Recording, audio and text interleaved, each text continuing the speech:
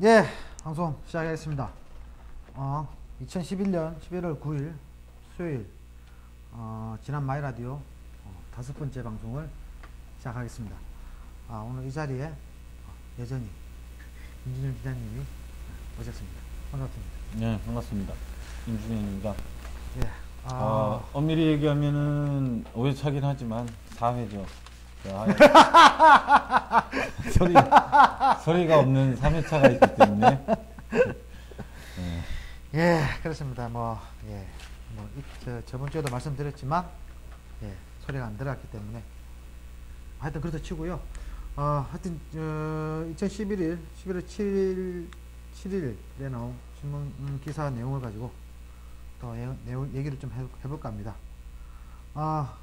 언론학교를 시작하네요. 저는 유용우 기자님한테 얘기는 듣긴 했는데, 이한재 옥천신문 사장님과 진한신문사 송찬호 시인. 송찬호 시인 아세요?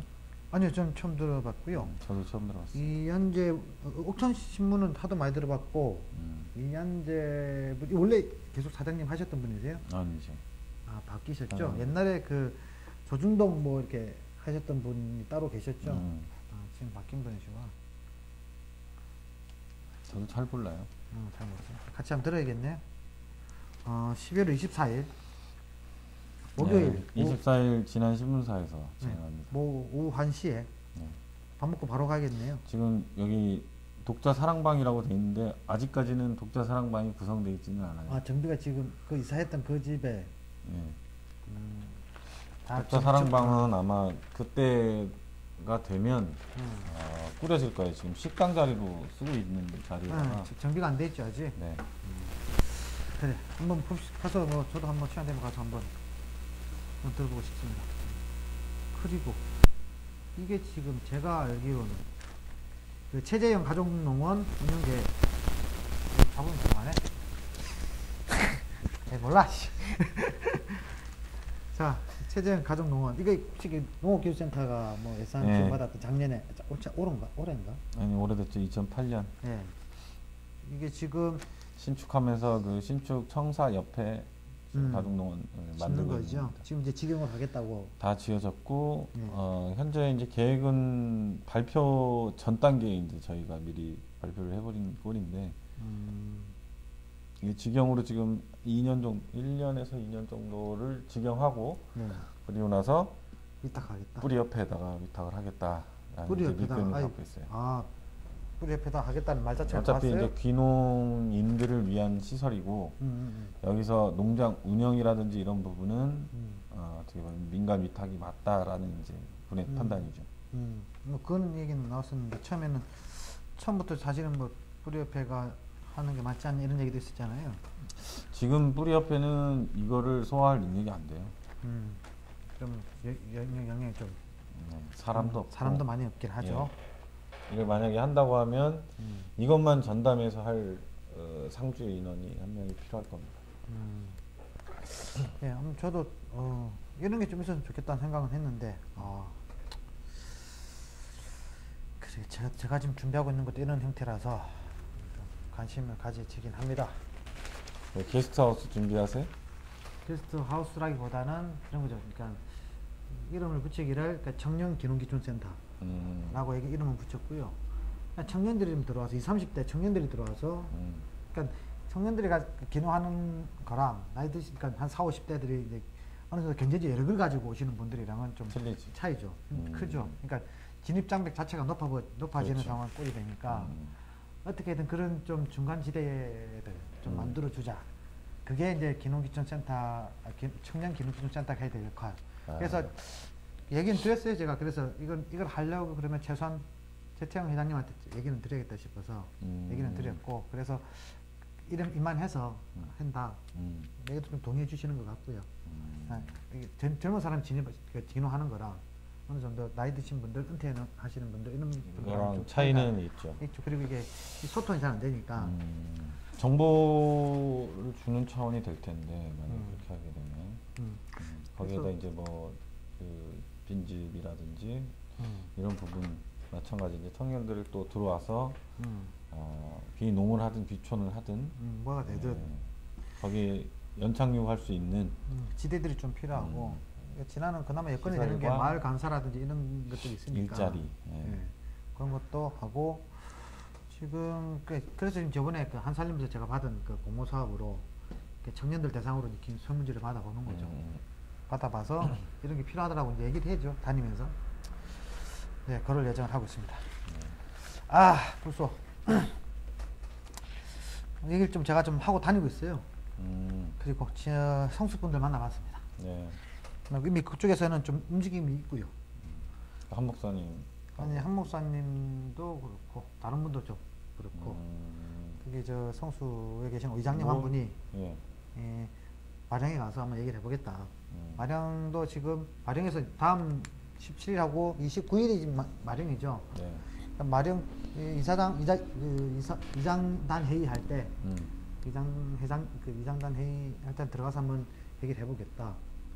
최소한 이미 저도 17일 나가서 문제제기를 좀 해야 되겠다는 생각은 했는데 이게 좀 뭐랄까 찬성 측에 한쪽 편향돼서 이렇게 지금 이게 좀 공청회인가요?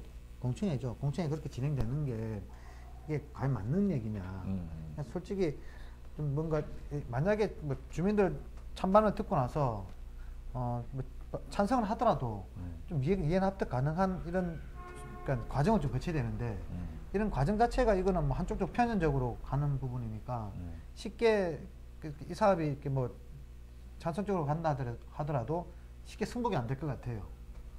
최소한 다 풀어놓고 주민들이 그래도 풀초 사업 하자 그러면 저는 어쩔 수 없이 인정을 하죠. 심적으로는 반대지만 인정할 수밖에 없는 구조니까 인정하겠다고 되는데 쉽게 승복이 안 될 것 같아서 이거는 제발 그 공청회 그 진행 발언을 좀 해야 되지 않을까 싶고요. 기본적으로. 그리고 나오실 분이 어떤 분인지 모르겠는데 아마 찬성에 대한 의견을 내시겠죠. 네. 근데 반대 측에서 공개적으로 나온 자료들을 가지고 와서 이런 자료들 대해서 어떻게 생각하시는지 그분도 어느 정도 양식 있는 분이라면 어떤 식으로 답변을 해주시겠죠. 지난 신문에서 그 찬성 반대 기고 나왔던 그걸 자료로 활용하겠다는 얘기를 했어요. 그 보건소 담당 회장이 그런 얘기를 분명히 했고 그리고 이제 그 자료는 참고 자료가 되겠고 그날 진행되는 강의는 불소 농도화 사업에 대한 타당성을 홍보하는 자리가 되겠죠. 거기에서 끝나고 질의응답 시간에 이제 반대하는 분들도 자기 주장을 이제 얘기할 수 있는 자리를 충분히 주겠다고 했는데 그게 과연 질의응답하고 질의응답이 토론화가 될 수 있느냐? 토론하고 질의응답은 다르지 않냐? 이제 이런 문제하고 그리고 어떤 문제든지 행정의 문제라고 보는 점은 이게 찬반이 갈리는 부분에 대해서는 좀 더 열어놓고 시간을 두고 토의를 해야 맞는데 그게 아니라 일단 뭐든지 일부의 사람들 좀 유한 사람들을 모아놓고 거기에다가 찬성 논리만 강요하는 그런 논리로 공청회라고 한다면 그건 진짜 공청회가 아니지 않나. 이 사람들은 보니까 그런 것 같아요. 주민 공청회에 대한 생각 자체가 그냥 사실은 거쳐야 되는 과정이라고 생각하는 뿐이지 하겠다는 그러니까 어차피 그렇죠. 그 사업을 진행하기 위해서는 의견 수렴에 공청회를 대한 안 거치면 절대 결정할 수 없는 문제니까 이게 그래놓고 시한은 그렇게 두겠죠. 마지막에 그 예산 올려야 되니까 그게 가이드라인을 잡지 않았을까 하는 생각이 드는 거고 그 전에 빨리 공청회를 해쳐야 되는 거죠. 해치우고 예산 신청을 해가지고 저렇게 진행하겠다는 건데 그래서 아무도 브레이크 안 건다 그러면 그렇게 하겠죠. 아무도 몰랐으면. 그러니까 어차피 지금 저희가 아는 상황에서 이렇게 그렇게 가기는 두지는 않을 것 같고요. 지금 아마 대책이 꾸려질 것 같아요. 그리고 이미 저 녹색평론 그 김정철 선생님한테 요청을 좀 했나봐요. 저 선수 쪽에서 강의 요청을 좀 그분이 또 워낙 그런 문제제기 하셨던 분이 처음 그렇죠. 했던 그분이기도 하시고 자료도 좀 방대하게 갖고 계시고 자, 답을 주셨대요? 답은 못 받았답니다. 하여튼 이전에 17일 전에 한번 만나자. 이게 어떤 식이든 반대 대책위를 꾸리든 만나면 나를 좀 불러달라. 당신을 불러달라고? 예 알겠습니다. 제가 언제 곧 하죠. 근데 기사면 이렇게 쓰지 마. 확답은 아니고 우리가 여기서 하는 얘기는 절대로 저 규정 짓는 게 아니고 그냥 우리의 생각. 예. 절대 꼼수다처럼 그럴 일은 아니고 꼼수처럼 절대 소설을 그럴 쓰는 일은 거니까. 문제제기 하셨다면서. 그 행정에서는 어떤 사업을 받아놓고 이건 진행해야 될 사업 그리고 이거는 진행하기 싫은 사업으로 이제 구분을 하겠죠. 공무원은 자기 입장에서는. 그렇죠. 이제 그 중에서 진행하기로 이미 마음을 먹었고 거기에 대한 기한을 작성하고 그리고 예산도 받은 상황에서 여기다가 가지고 태클을 걸면 자신만 부달파지는 거 아니에요. 자기가 그 부분에 대한 예산이 잘리면 자기 실적이 깎이는 거고 그렇다면 또 다른 일을 해야 된다는 부담을 가지고 있는 게 어떻게 보면 지금 이 행정 시스템도 뭔가가 잘못되어 있는 것이죠. 그러면 우리가 지금 그 사람한테 이거 말고 다른 일을 좀 해봐라고 제안을 좀 해줄 필요도 있겠네요. 그런 거 아주 훌륭한 방법인데 과연 그 공무원 계장급이라는 이제 자존심이 계장이세요? 그거를 받아들일 수 있겠느냐. 제가 볼 때는 뭐 물론 받을 수도 있겠지만 해봐야죠. 뭐 대안할 만한 게 뭐가 있어요 지금. 이제 거기 대안에 대한 국비 사업이 또 있어야 되는 거고. 근데 아까 얘기하셨던 내용을 좀 설명 좀 해주셔야 될 것 같아요. 예산 문제인데요. 이게 지금 매치 펀딩이죠. 네. 이게 그 정부에서 내려오는 정부 예산이 있고, 그다음에 지역 예산 합쳐서 매치 펀딩으로 하는 건데, 그럼 정부 예산이 어떻게 되면 이미 뭐 저한테 잠깐 얘기하시기에는 스탠바이 돼 있다고 했잖아요, 예산이. 그런 뉘앙스로 들었어요. 저는. 그 얘기를 조금 해주시면 좋겠다는 설명이 좀 필요하지 않을까, 이 내용은. 이것도 역시 확정은 아니기 때문에 그럴 것이다라는 이제 추정으로 말을 해야 돼요. 추정이. 이건 물어보면 되잖아요. 확정은 지금 11월 말 정도에 이제 예산서가 다 안이 나오게 되면 얘네들이 이렇게 해서 예산을 지금 짜놨구나. 그게 이제 가안인 거는 또 군의회를 통과해야 완전히 이제 확정이 되는 결정이 나는 것이니까요. 문제인데. 그건 이제 12월 초가 되겠고요. 근데 제가 아까 그러니까 보건복지부 관할이잖아요. 보건복지부에서 이미 예산을 편성해놨다는 얘기예요. 그렇죠. 항상 매년 불소화 사업 때문에 매년 준비되어 있는 거죠. 아. 옥천에도 계속 들어가고 있고. 어디? 옥천에는 계속 들어가고 있잖아요. 옥천은. 그러니까 이제 불소가 들어가는 지자체가 25개가 있는데 25개 그걸 이제 늘리기 위한 작업을 하는데 여기에 적극적으로 동참할 지자체를 찾고 있겠죠, 항상. 그런데 어떤 지자체든 그 공무원이 됐든 뭐 담당이 됐든 간에 자기 실적을 높이기 위해서 이제 공모 사업들을 알아볼 거 아니겠어요? 그러다가 불소화 사업 이거 괜찮겠네 해서 신청을 하면 거기서는 뭐 어느 지자체든 그쪽 안에서 너희들이 의견 수렴돼서 정당한 절차를 거친다면 우리가 예산을 따로 진행을 하겠다. 그러니까 예산을 따왔다라는 성과를 갖는 거고, 공무원은. 그렇죠. 이게 어떤 일이든 간에. 그리고 이렇게 생각할 가능성이 커요. 이 불소화 사업은 적은 비용을 들이고 이 군민의 구강복원에 아주 지대한 효과를 발휘한 그런 획기적인 사업이기 때문에 그렇게 홍보를 하겠죠. 그렇죠. 그렇게 믿고 있어요. 그렇기 때문에 이걸 치적 사업이라고 보는 거죠. 이제. 알겠습니다. 하여튼 이거는 다음 주 17일 날 공청회 갔다 와서 다시 한번 방송을 한번 하도록 하겠습니다. 다시 한번 얘기하지만 이거는 지금 우리 군 보건소의 담당 분이 그렇다는 얘기는 절대 아니에요. 그런 의견을 갖고 있다는 얘기는 절대 아니고 일반적인 어떤 공모 사업이나 행정의 흐름 늦었어. 등을 늦었어. 그분이 그렇다는 얘기는 절대 아니에요. 일단 제가 보기엔 늦었다 보고요. 자, 다음. 또 소상진 선생님이 장관상을 받으셨다고요? 이게 무슨 내용? 얘기도 해요? 이거는 뭐 기사에 다 나와 있어요. 지나가는 얘기로 문화관광부에서 그러니까 이제 그 보통 단체들이 가지고 있는 어떤 상의 그 지위가 있잖아요. 좀 꽤 큰 단체 같은 경우에는 뭐 대통령상부터 이제 시작하고 해가지고 보통은 다 대부분 그렇죠. 그런데 저희도 이제 지역신문협회에서 저번에 컨퍼런스 할 때 보니까 제일 센 상이 상금이 150인가 그랬는데 그 문화부 장관상이더라고요. 제일 센 상이 장관상, 그리고 그 아래 단계가 이제 뭐 최우수상 이렇게 가는 나가던데 한국 잡지 협회일 거예요. 이게. 잡지 그 46회 잡지의 날을 맞아서 한국 잡지 협회에서 기념식을 했는데 잡지의 진흥에 잡지 진흥에 공로가 있는 사람들을 이제 추천을 받아서 선정을 한 것이죠.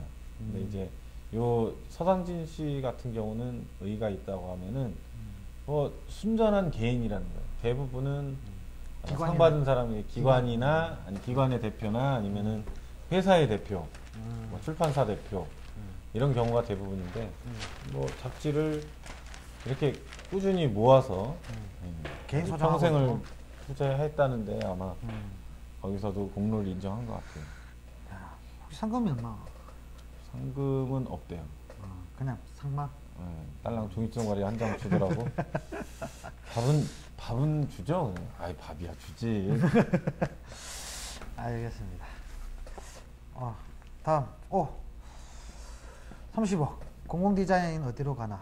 지금 마령면에 활성화 프로젝트가 실시 설계를 임박해 있다 거죠. 지금 어떻게 사실은 30억이라는 돈이 무슨 돈이죠? 이거는 이것도 공모 사업이고. 공모 사업이었어요? 네. 어디서 하시면 혹시? 이게 문화체육관광부일 거예요 아마. 문화체육관광부. 그러니까 그래서 모델링 행복한 도시 만들기인가 사업명이 그런데 매년 3개에서 4개의 어떤 그 지역에 공모를 해서 지역에 이제 이 돈을 투여를 해서 디자인을 하는 거죠. 행복한 도시 만들기, 동네 만들기. 동네 만들기. 이렇게 돼 있네. 오케이. 근데 저도 이거 다 못 읽어보고 지금 방송을 하는 거라서. 근데 30억이란 액수가 만만치 않은데 이게 면 단위 사업인 거, 면 단위, 그렇죠, 면 소재지 안에서만 한다는 거죠. 면인데 그 반경 지역은 이제 그 실시하는 쪽에서 결정을 할 수가 있어요. 그래서 이제 예를 들면 마령면 뭐 주민자치회에서 하든가 아니면 뭐 군 행정에서 주도적으로 할 수도 있는 거고요. 지금 보면 군 행정에서 주도적으로 할 가능성이 크고 애초 가는 마령면에서 주민 의견을 일부의 주민 의견을 수렴해서 이제 이런 것들을 좀 바꾸거나 아니면 새로 설치했으면 좋겠다라고 올린 안들이 대부분 다 수용이 될 것 같아요. 옛날 그 100원에 했던 뭐 간판 사업이라든지 이런 걸 포함해서 그렇죠. 뭐 30억이 엄청난 돈인데 네, 아마 대부분은 간판 정비나 사인문 설치 등에 투자가 될 겁니다. 근데 1박 2일로 현지 분석이 가능한가? 1박 2일만 하고 그러니까 우리가 이 모든 대부분의 용역이라고 하면은 미리 이제 사업의 타당성이나 아니면 뭐 기획 등을 하기 위해서 미리 들어와서 전문가들한테 조사하는 건데 맡기는 거잖아요. 네. 그게 사실은 과연 이 용역이 필요한가를 우리가 근본적으로 생각을 해봐야 될 때가 아닌가 싶어요. 왜요? 전문가라고 하는 사람들이 그들의 논리는 확실하게 뭐 구축이 되어 있는지 어쨌는지 모르겠지만 논리는 과연 있겠죠. 그 논리가 여기서 수십 년간 생활하고 앞으로도 수십 년을 살아갈 세대들에 대한 고려를 할 수 있는 역량이 되는가 하는 거죠. 접목에 대한 부분, 아니 그 접목에 대한 부분을 하시는 건지 아니면 그러니까 기초적으로 이 사람이 원리 원칙을 갖고 있는, 그러니까 원칙 갖고 있겠죠. 논리도 갖고, 그 논리는 갖고 있을 거라고 봐요. 기본적으로 공부를 그만큼 하신 분이면. 근데 우리 그 논리가 이쪽이 또 맞느냐라는 문제제기를 하시는 건지. 아니요, 저는 그게 아니라 이 지역에서 공공을 논하는 공공사업이나 아니면 공공설계 등을 논하는 것은 지역 주민의 참여 없이는 불가능하다고 생각을 해요. 그렇죠. 그런데 용역을 외부 용역을 준다는 것 자체가 지역 주민들을 배제할 수밖에 없는 구조예요. 왜냐하면 이 사람들이 의견 수렴을 아무리 잘한다고 해도 여기 들어와서 먹고 자고 하지 않는 한 먹고 자고 항상 술 먹으면서 동네 어르신들하고도 얘기하고 이장님들하고도 얘기하고 해도 다 들을 수 있을까 말까요. 그리고 그 용역 대상지를 수없이 한번 걸어보고 계절에 따라 걸어보고 해야 뭔가가 보일까 말까인데 그게 아니라 여름 33도가 넘는 그 떼약볕에서 얼마나 더웠겠어요. 거기 걸으면서. 그러니까 본인 스스로도 굉장히 힘들었다고 강조를 여러 차례 하는데 그 덥고 짜증나는데 어떤 창의적인 생각이 거기서 떠올랐을까. 난 그게 일단 의심스럽더라고요. 제가 궁금한 것은 1박 2일로 그러면 현지 조사를 현재 분석이 끝났다는 얘기는 하는 건 아니죠? 현지 분석은 1박 2일로 끝이에요. 끝이고. 네, 1박 2일 동안 이분들 5명인가가 와서 한 바퀴 돌아보고 대상지를 이렇게 했으면 좋겠다 라고 내놓은 게 기획의 끝단계고. 끝단계라고? 시작이 끝이에요. 예, 기획은 끝이고 그리고 나서 또 이제 설계용이 들어가잖아요 앞으로. 그러면 이 의견들을 바탕으로 해서 실시 설계를 이제 하게 된다고요. 근데 실시 설계는 또 어디가 하느냐? 어차피 이제 설계사가 하는데 그 설계가 어떤 회사가 될지는 모르겠지만 뭐 여기서 기획 단계에서 제시한 거를 뛰어넘을 수 있느냐 하면 그건 아닐 것 같다는 거죠. 기획 자체가 지금 너무 부실하다. 그렇죠. 1박 2일로 될 문제냐 이게 과연. 최소한 이제 꼭 그 시간만을 얘기하는 게 아니라 좀 더 깊이 있는 고민을 했어야죠. 그러니까 깊이 있는 기간이 어차피 시간과 맞물려 있을 것 같고. 그리고 의견에 대해서도 주민 의견도 적극적으로 수렴하되 이 지역에서 이미 지역을 연구했던 많은 분들이 있잖아요. 뭐 문화원도 될 수 있고 그리고 마을 만들기가 될 수 있고 그런 분들 의견도 들어야 되는데 전혀 안 들었다는 거죠. 그러니까 주위에 의견 수렴도 없고 깊이 있는 고민을 하려고 하면 최소한 뭐 며칠 동안 머물면서 사람들과 얘기를 하든지 그렇죠. 그런 것도 없고 뭐 토론회도 할 수 그냥 있는 1박 2일로 그냥 관광처럼 이렇게 왔다냐 갔다냐 얘기인 것 같은데 느낌은. 그래가지고 대충 뭐 다른 데서 좋은 벤처마킹 했던 것들 그 얘기를 꺼냈겠죠. 그리고 자기가 뭐 공부했던 뭐 그런 부분 가지고 얘기를 하셨다는 얘기 같은데 확실히 하여튼 부실한데 제가 보기에는 이게 기획이 시작이 돼야 되는데 기획이 끝이 됐다. 그렇죠. 두 차례 이제 주민 설명에 거쳐서 마지막 3차가 이제 최종 보고인데 지난 군수와 의원들 이제 3명 앉혀놓고 2차 주민 설명이 있었는데도 아무런 뭐 문제제기도 없었고. 근데 이건 제보에는 어쩔 수 없을 것 같네요. 주민 설명회는 그렇게 했는데도 아무도 문제제기가 없었다. 아니 문제제기가 없었던 건 아니고 문제는 여러 명이 이제 얘기를 했죠. 근데 그게 수렴되기는 힘든 구조다. 기본적으로 구조는. 네. 그럼 이건 뭐 어떻게 수렴되기가 힘들죠. 그분들은 일단 이런 디자인이라는 어려운 용어에 대해서 이해하기 힘들고 그거를 어른들은 그렇죠. 그거를 좀 더 쉽게 이러한 것을 합니다라고 미리 홍보하고 설명하는 과정이 있었어야 됐고 그 홍보와 설명을 통해서 주민끼리 논의를 해서 이 사람들하고 만나서 이런 부분은 이렇게 해야 우리가 이 사업을 통해서 좀 더 행복해지고 관광객들도 왔을 때 만족할 수 있을 것 같다라고 제시하면 거기에 대한 사례들을 보여주고 성공 사례, 실패 사례 등등을 집중적으로 이제 비교하는 과정도 필요한 거죠. 그게 이제 국내 사례도 제가 볼 때는 이 공공 디자인이라는 개념이 10년 가까이 되기 때문에 충분히 찾아보면 있을 거예요. 네, 제가 봤을 때는 이 양반들은 공부를 충분히 안 했어요. 보고서를 보면. 그러니까 지금 제가 보면 두 가지 문제가 다 있네요. 그러니까 프로젝트를 진행하는 사람들의 깊이 있는 고민도 없었고, 그 다음에 제가 보기에는 오히려 많은 면민들도 뭐 아무런 문제제기 없이 좀 갔다는 부분도 좀 있는 거고. 면민들도 사실 자신의 자기 땅이 뭐 들어간다든가 아니면은 재산권의 침해를 받는다든가 하지 않으면 대부분은 다 무관심하죠. 어쩔 수 없이 그냥 그렇게 가겠네요, 이건. 그러다면 아무런 문제제기 없고 그렇게 됐을 때는. 그렇죠. 그렇게 간다고 보니까 이제 옛날 시장 건물 제가 또 하나는 옛날 시장 건물을 그 주차장? 철거를 한대요. 주차장? 마령 가보셨어요? 네, 가봤죠. 그 가봤는데 밥집도 있잖아요. 예. 뒤에 고깃집. 주차장하고 옛날 시장 건물 이렇게 시멘트로 뒤에. 된 거 이렇게 막 돼 이렇게 있어요. 길게 돼 있는 거 있는데 이것도 이제 밀어내고 여기다가 뭘 만들더라? 건물을 주차장을 만들던가 아니면은 뭐 공원을 만든다든가 모르겠어요. 여하튼 건물을 그리고 나서 건물 또 하나 뭘 새로 짓는다는 거예요. 뭘 방문자 그 여행자 센터인가? 근데 이게 사업 여행자 정식 센터가 왜 명칭이 필요한 거예요? 연 활성화 프로젝트예요. 네. 그 얘기하면 저는 이게 디자인이 문제가 아닌데. 그렇죠. 그러니까 기본적으로 활성화라 그러면 디자인이 문제가 아니죠. 사실은. 사람이 문제인데 사실은. 사람이 문제죠. 사람이 문제고 그 사람이 어떻게 그 관광객들을 유인하는 예를 들자면은 개남 정미소 같은 경우는 한 사람이 일어난 성과잖아요. 이게 한 사람이 정미소 건물을 사서 거기다 자기 개인 작품 전시하면서 오랫동안 이제 하셨죠.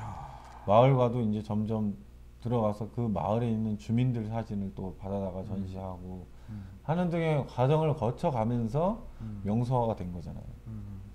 그런데 이거는 돈을 발라서 사인물을 설치하고 뭐 공원을 좀 정비하고 나무를 몇 그루 심는다고 해서 사람이 오느냐 하면 절대 아니라는 거죠. 거기에는 사람이 없는데. 그러니까 포커스를 좀 잘못 맞추고 있는 것 같다는 생각이 들고요. 그렇다면 이런 것은 앞으로 어떻게 가야 되냐 도대체. 이 시골 단위에 이 개발 사업, 산촌 개발 사업, 뭐 무슨 개발 사업들이 어떻게 정리돼서 가야 되느냐에 대한 고민을 근본적으로 해봐야 될 때가 아닌가 싶어요. 농촌 사업에 대한 근본적인 네. 좀 그것도 지금 이제 오랫동안 사신 분들은 관심이 없어요, 사실. 좀 길 좀 뚫리고 땅값 좀 높아졌으면 좋겠다 이런 바람밖에 없는 분들이 대부분이고 그의 자식들도 다 마찬가지고. 그러면 귀농기촌해서 여기다 이제 터전을 받고 아이들도 여기서 교육을 시키는 분들이 주도적으로 좀 나서야 되지 않나 싶어요. 근데 그분들의 숫자는 그렇게 많지 않고 많지는 않지만 이제 꾸준히 목소리를 모아야겠죠. 그러니까 모아내는 게 일이겠죠. 근데 아마 이게 그런 거죠. 그런 경험들과 사람들이 모여있느냐 없느냐. 그러니까 제가 보기엔 백운 같은 데는 잘 되고 있잖아요. 어느 정도. 제가 보기엔 면 단위에서 활동하는 걸 봤을 때는 백운만치 잘한 것도 제 보기엔 없을 거라고 봐요. 뭐 월간지 나올 정도면 네. 그래도 최소한 활동을 하고 있다. 엄청난 거죠 사실은. 면 단위에서 그런 소식지를 만들어낼 수 있는 지역이 있으면 없을걸요 아마 대한민국에도 제가 보기에는. 홍동면 안 나오나? 홍동면 가능하겠다. 나올 거고요. 그 얘기하면 산내도 나와? 하여튼 그러니까 사실은 홍동이라든지 산내 같은 경우는 그나마 그런 기반들이 좀 있잖아요. 여기 같은 여기 대구 같은 경우는 그런 기반도 사실은 시작한 게 좀 있었고, 그러니까 사실은 이게 그 마을 조사단부터 사실 시작된 거였잖아요. 어느 정도 그게 하나의 큰 매개체가 되긴 했지만, 그렇죠. 되게 중요한 배움 같은 데는 오히려 그런 영향이 될 거라는 생각이 드는데 마을형 같은 데는 사실은 좀 짝도 거죠. 그런 뭐 성과도 없고 사실은 그전에 뭐 100원에 마을에서 뭐 했다는 것도 아무것도 없는 상황에서 옷장 뚱밖에 사업이 들어오는 거죠. 그러니까 마을 사업도 마찬가지잖아요. 아무런 사업도 안 해보던 사람들이 갑자기 사업이 딱 들어오니까 문제는 이게 그냥 좋게 좋은 거라 넘어가는 상황 아니면은 싸우거나 야 잘해보자 이런 게 이렇게 좀 정말 좋은 항상 그걸 원하지만 그렇게 되는 상황은 별로 없잖아요. 하여튼 안타깝습니다. 하여튼 안타깝고요. 요거 좀 얘기해 볼까요? 나오는데 이거 제가 저번 달에 들은 것 같은데 이거 저번 달에 얘기가 나왔어요 이미. 얘기는 오래전에 나왔는데 오래전에 됐고 이게 그거를 구체화하는 작업을 하기 위해서는 지금 교육연대 회원들이 한번 총회를 해야죠. 총회하고 그리고 이제 그 찬성 반대를 의견을 수렴해서 앞으로 사업을 어떻게 할지에 대한 부분도 공유를 해야 될 것이고. 그러니까 이게 한번 좀 안 좋은 얘기를 한번 들은 적이 있어가지고 내부에서도 이견들이 있고 그리고 지금 운영 시스템에 대한 지적도 충분히 보이고 있고 그런 얘기들이 근데 이제 이거를 건강하게 소화하는 작업이 필요하죠. 그러니까 시행착오 인장 이게 과연 아니면 이 뜻에는 모두 동의를 하나, 그치. 이 사업 진행이나 뭐 프로그램 운영이나 이런 부분들에 대해서는 충분히 조율이 안 되고 급하게 하다 보니까 생기는 문제들도 나오고 있고 그런 문제가 나오면 그 문제를 앞으로 어떻게 해결할 것인가에 대한 논의를 건강하게 해야죠. 알겠습니다. 성서 조합장 이제 선거가 오늘이었나요? 오늘이었나? 내일이었나? 그렇죠? 10일 내일이구나. 내일. 내일 한 선거를 하죠. 그러면 그 전에 김영호 씨라는 분이죠. 그분이 누가 벌금 맞아서 조합장직을 내놓았다. 근데 두 분 내용 좀 읽어봤거든요. 읽어보니까 김명호 씨라는 분에 대해서 평가가 나쁘지 않아요. 그래요? 두 분 다. 전 조합장에 대한 평가는 전 조합장에 대한 평가가 좋다. 나쁘지 않다. 그러니까 그게 누가 들은 얘기는 이제 그 전에 그분도 추측인데 추측입니다. 그 조합장의 인지도 워낙 세니까 그분의 표도 좀 받아가야 된다. 그렇죠. 일간에 듣기로는 표가 비슷비슷하다. 그래서 모른다 이거 진짜. 네, 꼭 열어봐야 한다. 라고 얘기를 하시더라고요. 그래서 참 답답합니다. 이런 거 참 돈을 얼마나 줬다 그랬지? 1,700? 선거관리위원회에 1,700을 주고 다시 선거 뽑는 건데 이게 사실 조합빈대다. 안타깝습니다. 하여튼 근데 이게 참 말은 잘 적어 놓으셨어요. 그래도 다 농사 져갖고 해봤잖아요. 조합 가입해가지고 뭐 물건 잘 갖다 주고 뭐 물건 잘 팔아주고 다른 거 다 필요 없어. 대박이 물건만 잘 팔아주면 돼. 그렇지. 그게 제일 중요한 거죠. 사실 농협은. 근데 얼마나 팔지 참 조금 말은 그렇게 다 이렇게 얘기는 하시는데 제일 궁금해. 얼마나 잘 팔아줄지. 대부분은 물건만 잘 팔아주면 농민들 불평불만 없어. 그냥 조합장 잘했다고 그래 판이지. 그럴 것 같은데 좀 걱정이 되더라고요. 항상 말만 저렇게 해놓고 계속 할지. 하여튼 저것도 좀 지켜보도록 하겠습니다. 다음 내일 뭐 판단 나니까 뭐 지켜보죠. 언제 뭐 할 얘기는 거의 다 끝났고. 어떻게 꼼수당 잘 들으셨어요? 27회? 듣다 말았어요. 예. 하여튼 난 유시민 전 장관 이제 지금 이제 참여당 대표인데 말씀 잘 하시더라고요. 그러니까 그분의 마지막이 그랬어요. 저는 똑똑해. 인식 딱 똑똑하다는 느낌을 받았던 멘트가 뭐냐면 그런 거였어요. 노무현 대통령 때 지금 이명박 대통령에 대한 그러니까 그때 주진우 기자가 그렇게 얘기를 했어요. 이 사람 이명박 대통령은 안 털어도 문자 툭툭 떨어지는데 문제가 그때 좀 노무현 대통령 때 모든 정보 기획 갖고 있으니까 한두 개만 터뜨려졌으면 그래도 최소한 이명박의 면 얼굴을 좀 볼 수 있지 않았겠냐 라고 얘기했는데 유시민이 딱 그런 얘기를 하더라고요. 그렇다고 바뀔 것 같냐고 대통령이. 만약에 이 사람의 밑을 좀 깠다고 해서 과연 대통령이 바뀔 것 같냐. 그래 얘기한다 그러면 지금 대통령도 정권 대세를 거스를 수 있다 라는 얘기가 된다는 거죠. 근데 그렇게 정권이 바뀔 수 있는 게 아니고 이미 큰 물길 한번 휩쓸려 가게 되면 이거는 뭐라 이렇게 깐다 해도 바뀔 수 있는 흐름이 아니다 라는 얘기를 하시더라고요. 되게 공감되더라고요. 그렇지. 그러니까 만약에 현 정권을 쥐고 있는 사람이 정권을 좌지우지할 수 있다. 다음 정권을. 그렇다면 노무현도 마찬가지였고 이명박도 마찬가지예요. 그게 참 동감이 가더라고요. 이거는 시민들의 이게 다 마음속에 있는 거라서 이 큰 물길 한번 가게 되면 그건 거스를 수 없다. 진보든 보수든 뭐 좌든 우든 간에 여하튼 자기들이 이제 선거에 이기게 되면 위대한 국민들의 힘이다라고 그러잖아요. 어느 쪽이 이기든지 간에. 한 행동들은 안 그러잖아. 한국당은 안 그러잖아. 그러니까 집권지 않아 다시. 그러니까 분명히 할 필요가 있는 게 집권을 하기 위한 세력이라면 구체적으로 자기들이 집권하면 무엇을 어떻게 할지를 분명하게 얘기를 해야 되고 공약은 다 하죠. 공약은 다 하지만 공약을 제대로 보지 않게 만들잖아요. 물을 흐리잖아. 아니지. 지금의 선거 지키는 걸 잘 봐야죠. 이제는. 그러니까 이것도 지킬 없어. 만한 사람을 뽑아야 되기도 하지만 특히나 이 대통령 같은 경우는 그 자질과 역량을 평가하기가 쉽지가 않아요. 갑자기 또 등장하는 사람들 같은 경우에는 이명박은 그러니까 갑자기 등장한 건 아니었지.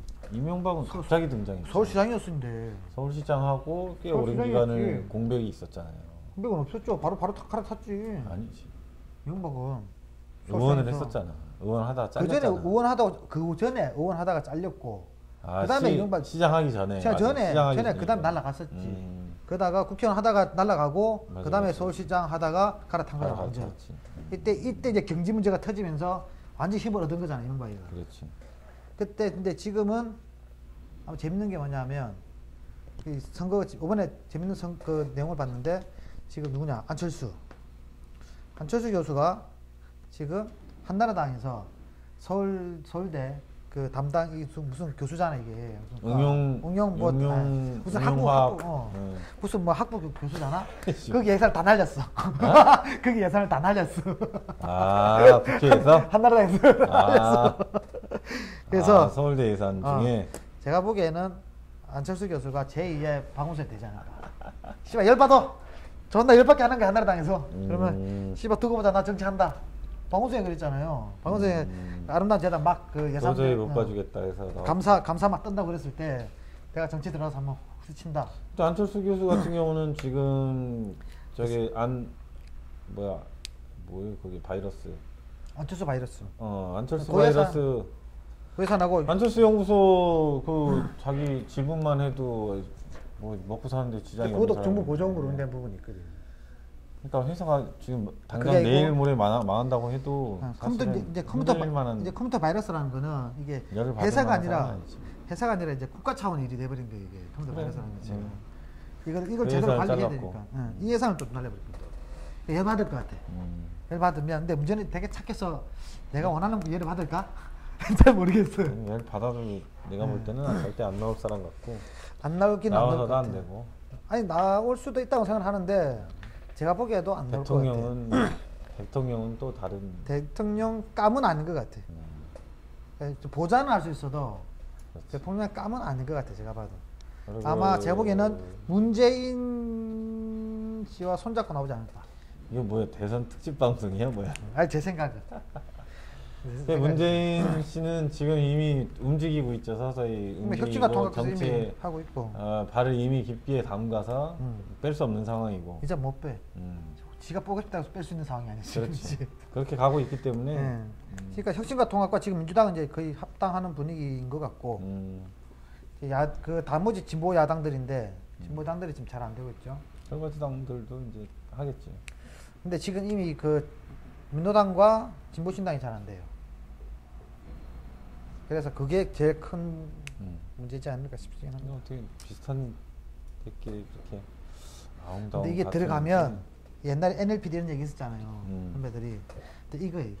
그래. 그 라인이거든 이게. 이쪽 맞아요. 라인 이쪽 라인이거든. 맞아. 지금 그런 쪽이라서. 그래서 아직까지도 그런 낡은 논리에 그렇게 점령당해서 아웅다웅 한다는 게 내가 볼 때는 집권 의지가 그 당원들도 마찬가지지만 집권 의지가 없는 거지. 그냥 여기 아래서 위에 대고 까는 게 좋은 거야. 근데 그런 것도 있어요. 그러니까 계속 근데 사실은 그런 식으로 연대하다가 맨날 들리만 했거든. 아니지. 연대를 해본 적이 없지. 했죠. 왜 그랬어. 저번 무슨 보궐선거도 연대를 했어? 했었지. 저번 보궐선거에도. 그러니까 민노당이 지금 순천인가 그래서 시장에 나왔잖아요. 그래서. 그래, 나와서 그거는 성과를 받은 거고. 아니 그러니까 그게 연대를 했다는 거지. 그래야 썼다는 힘을 거고. 연대를 해야 힘을 받고 거기 그 당의 당원들도 늘어나고 이제 정치 세력을 키울 만한 그런 조건이 형성이 되는 건데 그게 아니라 아니 예를 들어서 민노당하고 진보신당은 국민들 대부분이 볼 때 뭐가 틀리냐 걔네들이. 그러니까 그럴 수 있죠. 대부분 한 8, 90%는 봤을 때 뭐가 틀리냐. 얘네들 지네끼리 구분되는 거는 지네들만 서로를 구분할 수 있어. 그러니까 혹시 궁금한 거는 당원이셨어요? 아니죠. 아니에요. 저는 민노당 당원이었어요. 그래서 제가 얘기하는 거예요. 일반 시민들은 그럴 거라고 생각을 해요, 저도. 근데 당원이 되면 그렇진 않아요. 근데 당원이 되면 뭐가 아니라는 거예요? 결정 구조라는 게 틀리다고? 좀 틀려요. 그게 뭐냐면 진보신당 같은 경우나 민노당도 어차피 당원 결정으로 모든 걸 결정을 하지만 보통 보면 민노당 같은 경우는 위에다 그림을 그려놓고 내려요. 무슨 말인지 알죠? 내리지만 진보신당 안 그래요. 항상 토론을 하고 밑에서 또 여론을 모아내는 과정을 좀 거쳐요. 근데 이런 사람도 있고 이 안에서도 사실 어떻게 보면 기득권도 좀 있어요. 없다고 보진 않아요. 있지만은 최소한 이런 방법의 차이는 좀 있다는 거죠. 여론을 그러니까 결정을 해가지고 내려보내느냐 아니면 밑에서 이런 안을 던져서 밑에서 이제 토론을 통해서 갖고 올라오느냐 그런 차이는 좀 있어요. 있기는. 진보신당하고 차이가 그거야. 네, 그 차이. 그러니까 옛날 선배들이 했던 NLPD 차이가 참 그거였는데. 근데 그거 처음에 진보신당 원래는 민노당 한 울타리에서 진보신당이 나간 거 아니에요. 따로 떨어져서. 네, 그러니까 이게 근데 따로 떨어졌을 때 그런 용기라면 다시 들어올 수도 있는 거 아니냐 이거지. 아니지. 두 번 속냐? 이런 얘기할 수도 있는 거죠. 두 번 속을 거냐? 들어서 또 속히면 어떡할 건데. 그래서 지금 보면 민노당은 찬성해요. 당원들이 다 합당하는 것에 대해서. 그렇지. 진보신당이 진보신당이 반대하고 있는 거거든. 또 속을 거냐? 이런 얘기를 할 수도 있는 거죠, 당연히. 아니지. 이제 들어가서 확실하게 구조를 좀 합리적으로 바꾸는 방향으로. 아니, 본인은 그렇게 원하게끔 얘기할 수 있지, 삼자들은. 근데 이게 당사자들이 되면 그게 쉽지 않아요, 제가 보기에는. 차라리 그래서 저번 꼼수다 내용 나왔잖아요. 누구냐? 노회찬. 아니, 심상정 씨가 얘기했지. 근데 이렇게 심상정은 되면은 포기했지. 힘이 없는 거지 이제. 근데 영영 이제 몇 프로 1, 2%에서 노는 거예요. 그러면 아마 그 숙제도 갖고 있을 거예요 아마. 그렇기 때문에 또 고민일 거예요. 사실 위층에서는 다 합의한 것 같아. 하자라는 게 다 동의되는 것 같아. 근데 문제는 당원들의 결정에 의해서 결정되는 문제이기 때문에 이게 결정 구조가 틀려져. 이게 당원들이 결정한 문제거든. 다른 뭐 당과 틀리게. 김어준이 항상 얘기하는 것 중에 가장 공감이 되는 얘기가 뭐냐면은 이 정치는 잘못하는데 이성이 아니라는 거예요. 정치는 이성이 아니라 이거는 감성 영역이라는 거죠. 감성 영역. 그러니까 사람들의 감성을 어떻게 자극하고 저 사람이 날 위해서 일해줄 사람이다라는 걸 느끼게 하느냐인데 그런 부분들을 보면 진보 세력들은 너무 못하는 거지. 너무 모르고. 그러니까 이거 사실은 어떻게 보면 지네끼리는 뭐 잘났다 이거는 이렇게 가야 된다 뭐 내놓는 뭐 그리고 지적이나 정책들이나 이런 것들은 다 훌륭하고 좋아. 근데 그걸 누가 보냐 이거지 우리가. 그러니까 결과죠. 표를 누가 거기에 던지느냐. 그러니까 결과를 만들어내느냐 못 만들어내느냐 암만 제시하는 게 아니라 뭐 그건 인정해요. 무슨 말인지는. 그래도 나름대로 이런 사람도 있기 때문에 저는 그래도 그나마 한나라당이 막 밀고 나가자는 것도 어느 정도는 막을 수 있는 거 아니냐. 그러니까 다른 대안도 만들어낼 수 있는 거고. 지극히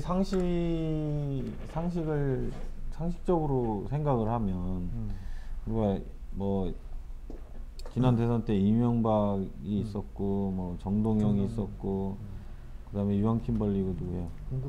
문국현도 있었고 뭐 이 정도 3파전이었는데 이명박에 대한 의혹은 충분히 나오긴 나왔어요. 나오고 이제 서울시정 운영 상황에 대한 어떤 그 해악들도 우리가 좀 주의 깊게 보는 사람들이라면 충분히 이제 느낄 수 있었고 이런 부분을 고려를 한다면 우리가 합리적 이성적 영역에서 보면 대부분의 어떤 생각이 있는 사람들이라면 조금만 어떤 행정이나 이 정치 영역에 관심이 있는 사람들이라면 이명박은 안 찍는다는 건데 이때 40 몇 프로가 나와가지고 당선이 됐다는 거는 거의 50% 가까이. 그 유세했잖아요. 50% 넘겨주시면 뭐 이랬잖아. 40 몇 프로로 당선이 됐다는 거는 어떻게 보면은 도저히 이해하기가 힘든 거죠. 그러니까 이게 문제는 우리끼리 얘기하는 얘기고 됐잖아요 이미. 됐다는 거는 다른 여론이 있었다는 거죠 사실. 우리는 그걸 안 쳐다봤다는 거지. 오히려 우리끼리 상식적인 생각에서 얘기를 하고 있었고 다른 쪽에서는 사람들이 다 얘기하고 있는데 그리고 유시민 대표의 말 그대로 좀 그게 사실이었던 것 같아요. 이미 한번 큰 물결은 지나갔다. 어차피 질판이다. 그렇다면 오히려 더 강력하게 나가자. 우리의 주장을. 질 때 깨끗해지자. 깔끔하게. 우리의 주장을 하면서. 굴리지 말고. 막 그렇게 얘기를 하잖아요. 또 지자는 얘기가 뭐야? 그 말이 그러니까 어차피 얘기. 뭐냐면 지니까 어차피 질 수밖에 없다. 큰 흐름이 큰 물결에 가고 있으니까 이명박 쪽으로. 그다음에 이번에 지더라도 강력하게 우리 주장을 얘기하면서 지자. 또 이 틈에서 좀 어떻게든 몇 프로 좀 받아오기 위해서 다른 이상한 걸 좀 꺼내지 말자는 거지. 그게 뭐 또 편성하는 뭐 자본주의나 뭐 이렇게 뭐 한나라당에서 좀 편성해서 뭐 이렇게 뭔가 표를 좀 받아오려고 하는 그런 프로포즈는 그러니까 그런 제스처는 하지 말자. 깔끔하게 계속 끄니까 깔끔하게 우리 얘기하면서 지자. 당당하게 지더라도. 그래야 다음에 제대로 한번 다시 받아올 거 아니냐. 근데 또 물타기는 하지 말자는 거지. 물타기 정책을 만들지 말자는 거죠. 그게. 물타기 정책을 하면 니나 한나라당이 뭐가 틀린데 이런 얘기 듣지 말자는 거지. 그래서 이번에 이제 다음에 정권 받아올 때는 따뜻하게 또 받아올 수 있는 조건을 만들어 놓자는 거죠. 강력한 여소야대, 여소야대가 아니지. 그러니까 제가 소수가 되더라도 강력한 소수가 되자는 얘기였죠. 지금 80 몇 석이지, 야당이? 88석 몇 석이지? 그밖에 안 되잖아요, 지금. 뭐 그런 얘기를 했다는데 저는 그 말 되게 다 들어보면, 잘 들어보면 저는 그 말이 동의 되더라고요. 이상한 얘기 너무 많이 같고요. 그치? 오늘 사실은 저녁에 하려고 했는데요. 임준영 기자님이 저녁에 지금 저녁. 네, 일찍 가셔야 된다 그래가지고 이걸로 끝내겠습니다. 뒷부분은 얼마나 들으실지 잘 모르겠네요. 앞부분도 잘 안 듣긴 하시지만 하여튼 오늘 이걸로 방송 끝내겠습니다. 고맙습니다. 고맙습니다. 아이 힘들어.